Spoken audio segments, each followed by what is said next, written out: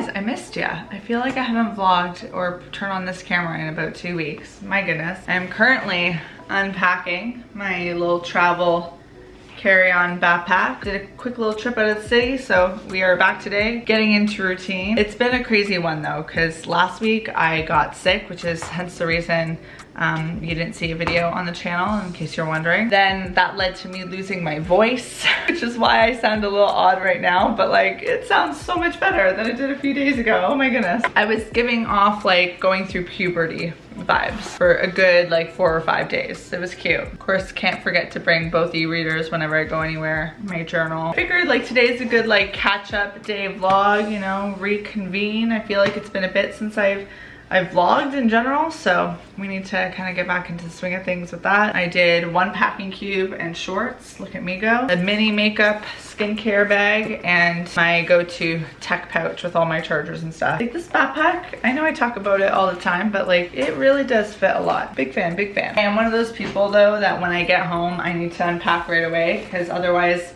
I just feel like I'm living in chaos. So whether it's like from a week-long or weeks-long trip or just a quick little pit stop somewhere, we need to make sure we're ready to get back into our routine as quickly as possible. Okay, I think I'm gonna go deal with this whole packing cube situation. Ciao.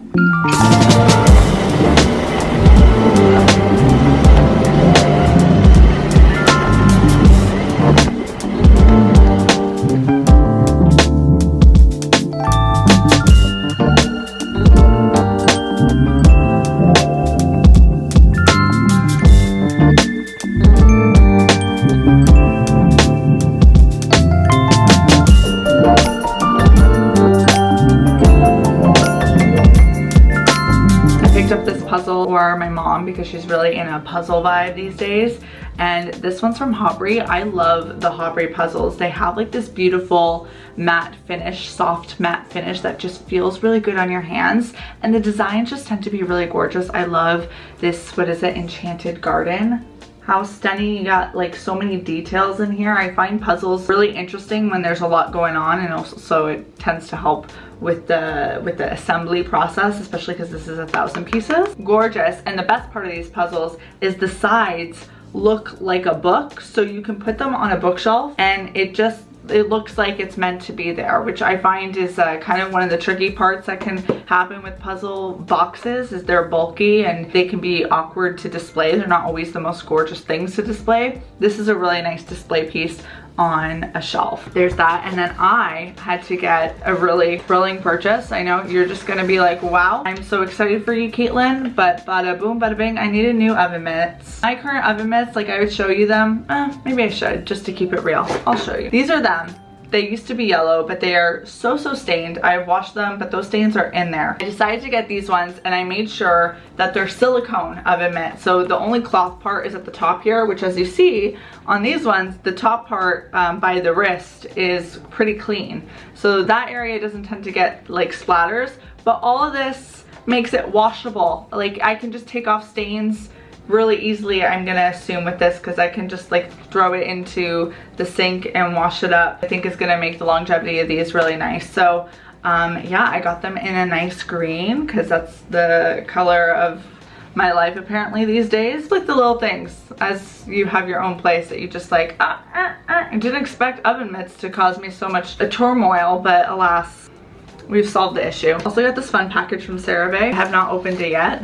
Ooh, oh my goodness. There's 2 new cleansers here. The Hydrating Foaming Oil Cleanser. Actually, I don't have an oil cleanser, so this is exciting to me because sometimes you have stubborn makeup that requires a little extra help. And this one's a hydrating cream to foam cleanser for normal to dry skin. And then they also sent me their classics, the foaming facial cleanser and the hydrating cleanser. So I'm definitely gonna have to give some of these to friends because I have one face. The other day a friend of mine got married, which, oh my goodness, guys, when you see your friends start to get married, it's absolutely like an out-of-body experience. I can't believe she is a wife now.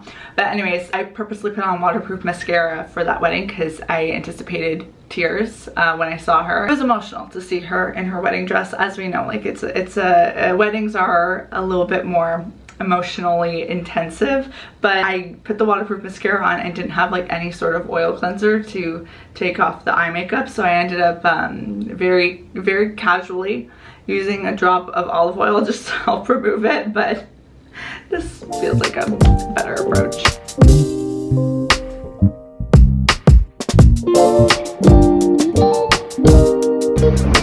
Okay, so it turns out I'm actually at the event a little bit early. This isn't the event. I don't know why I showed you that. That's just the intersection that I'm waiting by.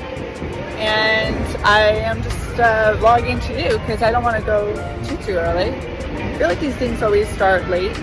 So to be early is actually to be super early. And that's just not what I'm about today. I think I might hit up the distillery after this because I'm in the area and I love the distillery. It's been a while. So we'll report back.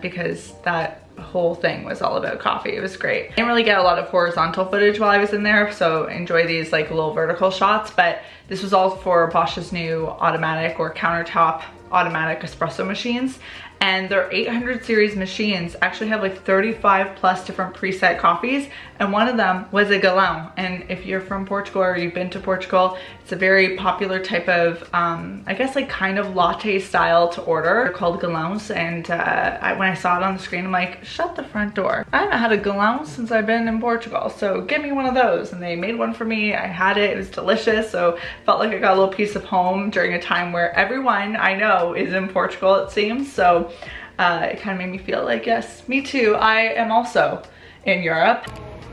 Not one, but two. I didn't have my afternoon coffee specifically because I knew I was coming here, so. That's a galão. That's a galão. And then there was like a focaccia station where I learned how to make focaccia bread with chocolate chip cookies in it. Excuse me. I think they're sending me the recipe. I might have to try that out for myself. It looked really easy. I also learned how to make fudge. They sent some home with me, so I'm gonna try that. Little bowl here. We have, of course, our coffee because it is coffee flavor. So oh, okay, yeah. Some vanilla extract, some cinnamon, and then some condensed milk. Oh, perfect. So we're just gonna mix that into that after 1 hour in the fridge. Oh, wow. And that's what you'll have in your oh, amazing. And then I spent some time in the distillery. I didn't really like buy anything except from the Toronto Pen Shop. If you're ever in the distillery district, it's one of my favorite little stationery stores to go to. I love the fact that so many different neighborhoods of Toronto have like stationery shops to hit up, and there's like differences in them. I've never seen these before. They are sticker sets from this brand called Mindwave. Look, they're so pretty. They look kind of painted on. So I got like this little set that has like tons of like little tiny houses and mountains and lakes. I feel like this will be cute in a new planner that I got, that I just want to have like cute stickers like this to make it a little bit more fun, because the layout is pretty minimal and plain.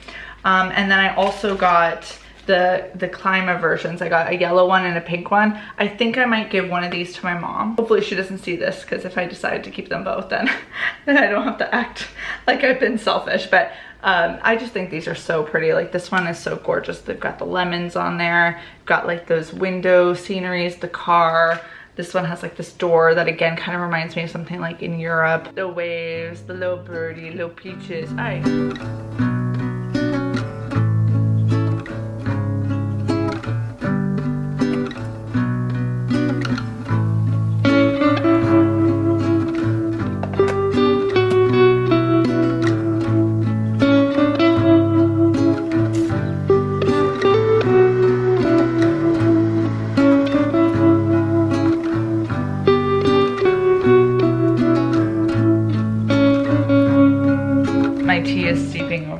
But something that I have recommitted to myself, or recommitted myself to, is the Artist Way, the 12-week, I think it's 12-week program.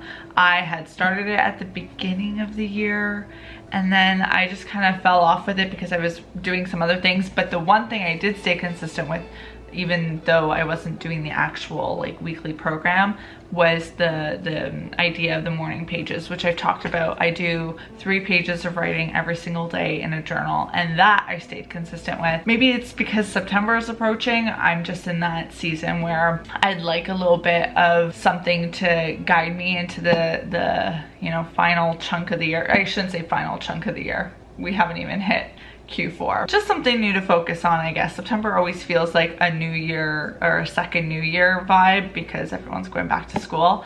So I thought I'd get back into it, and I've been back on it for the past 2 weeks. So I'm officially on week 5. What's great is that at the end of each week's like little spiel, little reading section, there are all these tasks which are basically journaling questions to answer. But last week, while I was sick, I was also doing the reading deprivation week, which was a week where I was supposed to not read at all the whole week, which I think to some people probably wouldn't be the biggest deal. But if you're a reader like me who reads like daily, and I read a pretty significant amount daily, especially before I go to bed, it was a really tough go. And I remember reading that on a Sunday, because I usually do my little read-throughs on the Sunday. That's when I start my weekly thing for it. And when I read Reading Deprivation Week, my heart just sank, because I was like, am I gonna be able to do this? But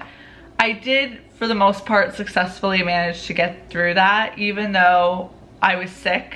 And I feel like when I am sick, in addition to like watching things on the TV, one of the joys I get is the reading. I guess I could have been kind to myself and told myself I'd skip it and do it the following week, but I just wanted to stay on track. And one thing I did find that it opened up was just more space and time for me to do some other creative endeavors, which is the point of that Reading Deprivation Week. It's to stop you from, you know, just fueling yourself with content, and to actually like make space for you to indulge and create and play. So I got like brainstorming on some new Kindle decor cases, and I got back into crocheting some new things, which I'll probably show what I'm working on in a week or two, because it's more fall specific. I had so much fun like just diving into a new crochet pattern, and like, I don't know, I just think it did end up being like a little bit of a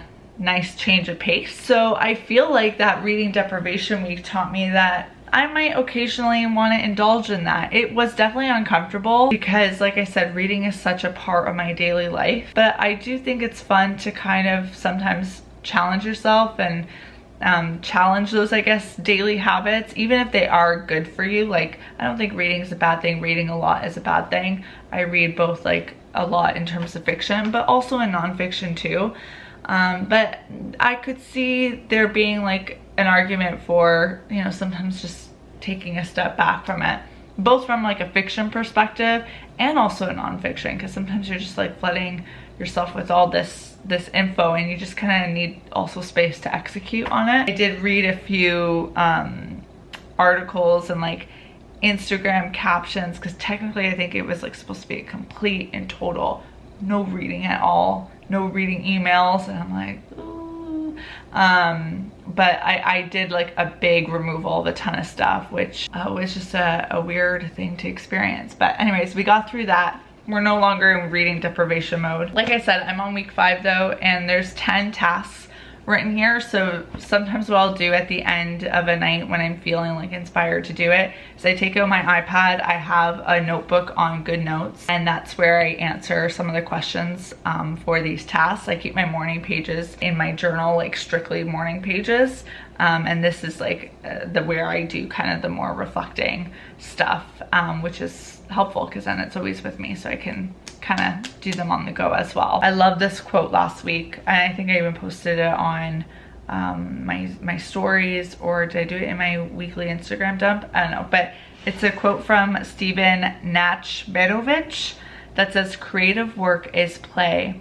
It is free speculation using the materials of one's chosen form. Isn't that a beautiful way to describe creativity? It is a free speculation using the materials of one's chosen form. And in case you're wondering what week 5 is all about, it is recovering a sense of possibility. This week you are being asked to examine your payoffs in remaining stuck. We'll examine the cost of settling for appearing good instead of being authentic. You may find yourself thinking about radical changes, no longer ruling out your growth by making others the cause of your constriction. And on that note, my tea is steeped. I'm gonna get writing away. I guess I'm not doing my artist way. Let me answer that. Bonjour. You know I got it. I pull up, I come round, make my rounds, it's my town. You know I got it. Hey. When I'm round, they now, what's up now, this touchdown like. Hey, niggas from city be hating, them niggas don't show me no love. Hey, it is what it is, cause I'm brushing my shoulders, walk off with a shrug. Hey, this shit is a dub. Hey, this shit is a dubsy. Hey, why am I all in my feelings when I got these people that love me? Hey, I cannot feel none you niggas, I only feel one that's above me. Hey, come for me quick and I promise my niggas will make it get ugly. Hey, this shit is a dub. Hey, this shit is a dubsy. Hey, why am I all in my feelings when I got these people that